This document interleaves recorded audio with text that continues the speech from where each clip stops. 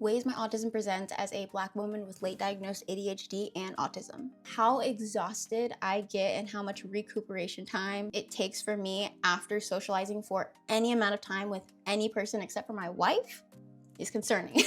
It was concerning, especially after I reached remission from my chronic illness where I dealt with chronic fatigue. It was in constant pain. I was constantly having to mask that. Once all of that was gone and I was no longer dealing with that, but I was still extremely exhausted from socializing any amount. I still struggle with emotional regulation. I'm constantly getting dysregulated, especially being ADHD, having ADHD and autism. My window for understimulation and overstimulation is quite small.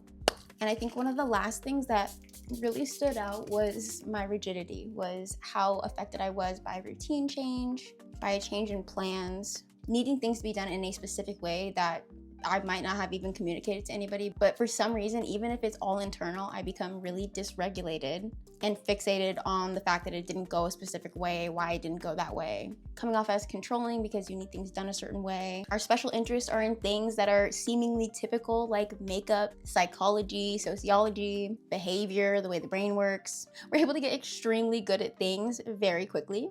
And we've been studying other people, the way that they act and behave and how they interact with other people for so long that we're able to imitate very well. I would love to hear how autism presents for y'all, whether you have just autism or ADHD and autism. If you suspect you have autism, you can DM me, comment down below, all the things. Again, I'm trying to just spread awareness, create this safe space. I feel like me speaking about my autism and my ADHD diagnosis is going to help me process and me learn more and be able to advocate for myself and advocate for the neurodivergent community in general. But I also want to hear about y'all and connect with you guys.